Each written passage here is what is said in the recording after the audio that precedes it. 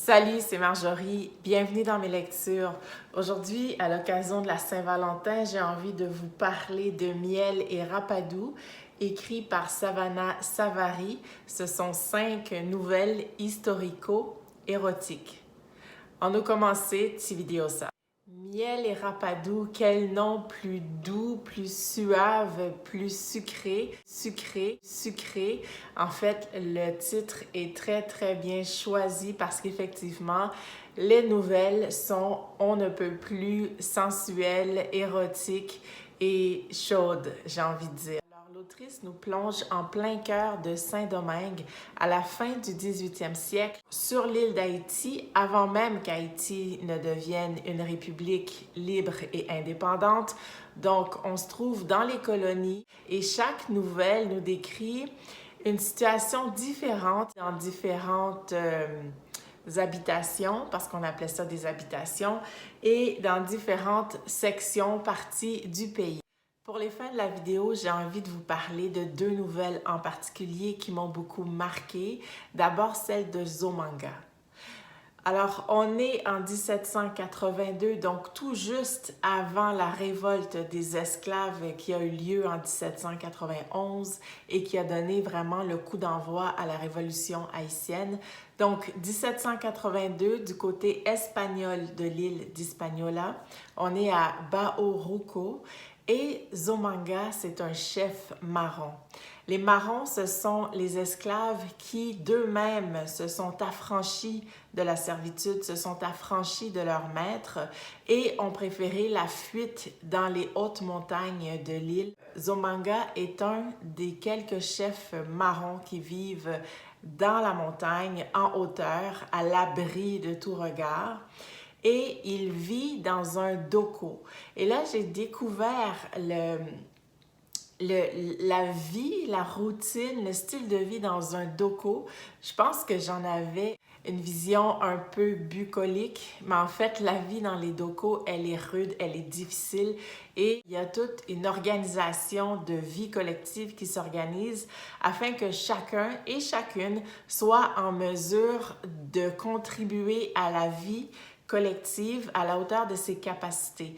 Alors, j'ai aimé voir toute l'organisation. On sent vraiment que l'autrice a fait un travail de recherche incroyable dans les archives et dans tout ce qui peut rester comme vestige de l'époque coloniale. On apprend tout en se divertissant. J'ai trouvé ça fascinant et ajouter à ça toute la sensualité, tout le désir, tout l'érotisme qu'il pouvait y avoir sans en faire un conte de fées parce que, comme je disais, c'est une vie rude. On est toujours aux aguets parce que, évidemment, les colons ont tout intérêt à trouver ces camps, ces dokos-là et à tuer les marrons pour en faire des exemples et couper l'envie de qui que ce soit de s'affranchir.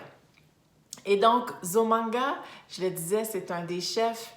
Il règne sur le doko, mais avec justice, avec une main de fer aussi, parce que c'est important. Il peut y avoir des rébellions, il peut y avoir des traîtres.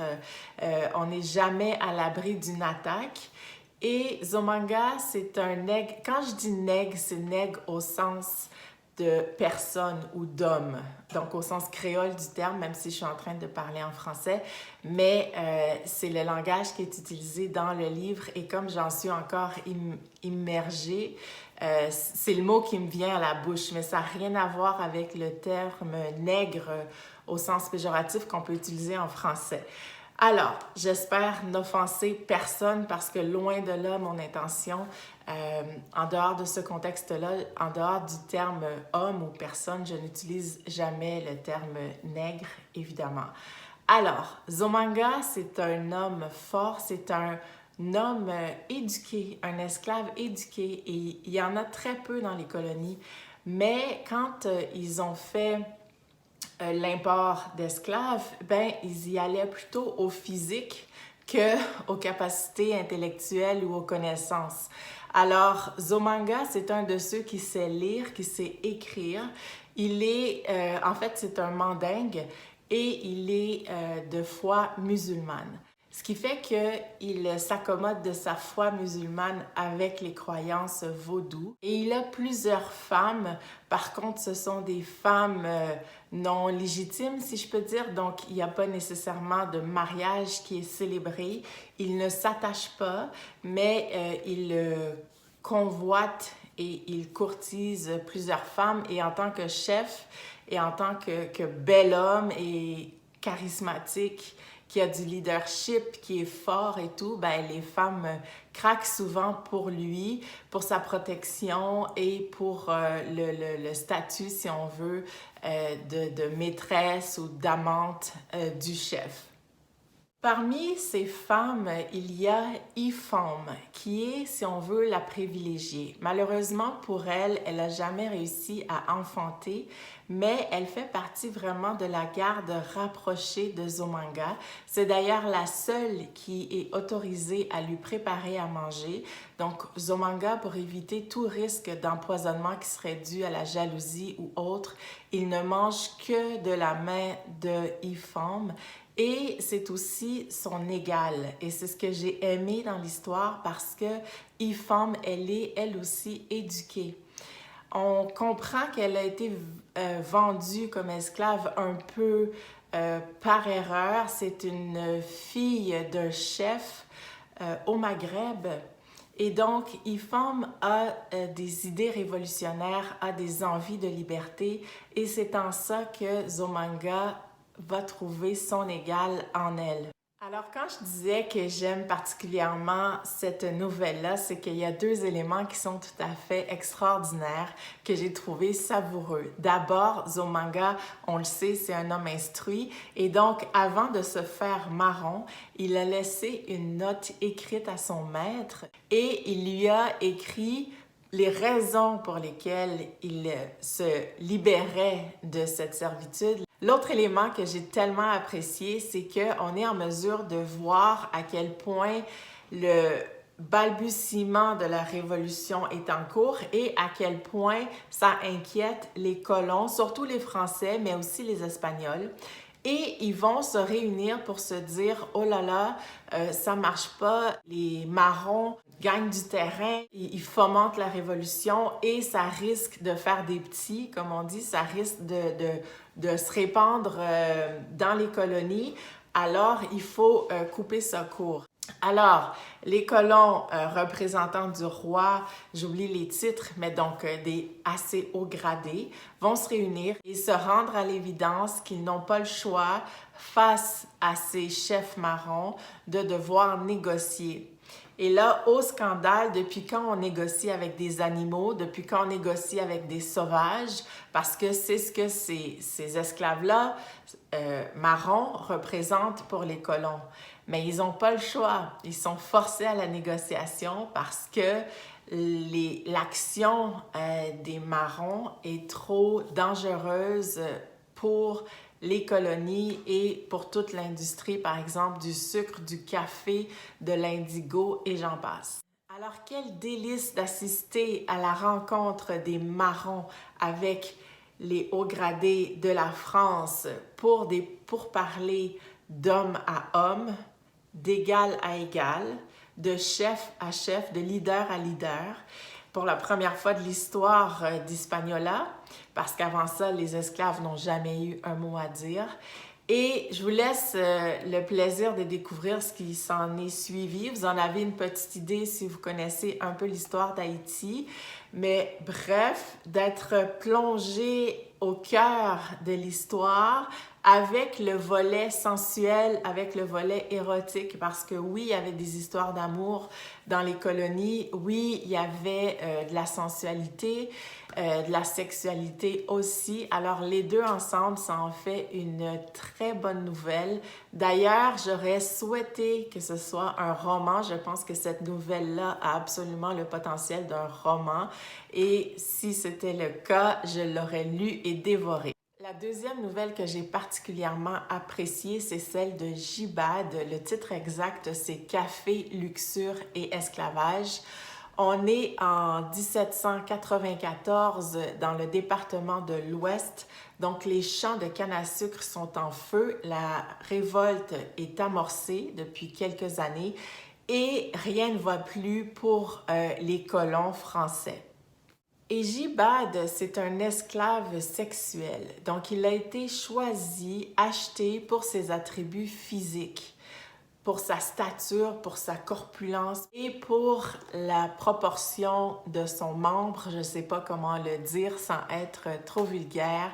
Donc, Jibad, c'est un esclave qu'on utilise pour fin de procréation parce que oui, ça existait et certains esclaves qu'on considérait être des bons géniteurs servaient d'engrosseurs dans les colonies et on forçait l'accouplement d'esclaves, donc de femmes esclaves avec ces hommes-là pour assurer, disons, j'allais dire la production, mais pour assurer la main-d'œuvre de qualité dans les colonies.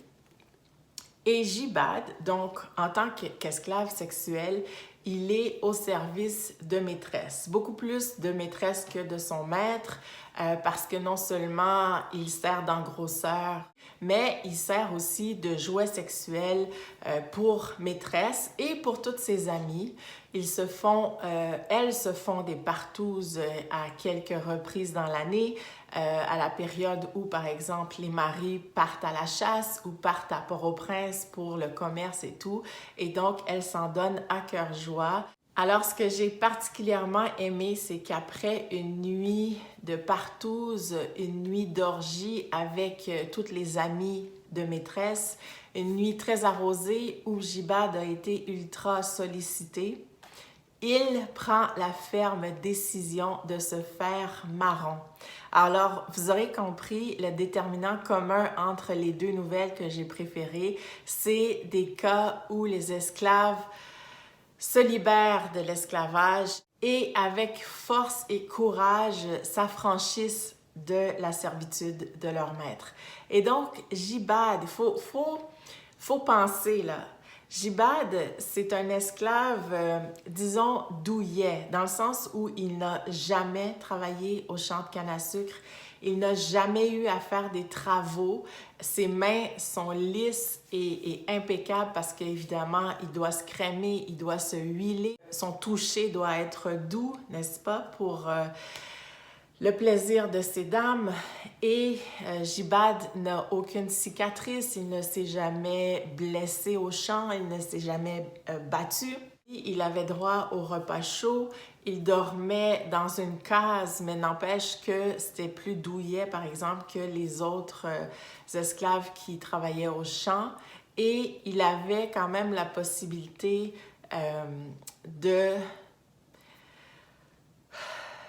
je cherche les bons termes, de s'amuser sexuellement, même si ça ne devait pas être si amusant étant donné que c'était sur commande et qu'il y avait un rapport d'autorité finalement entre les femmes blanches et Jibad.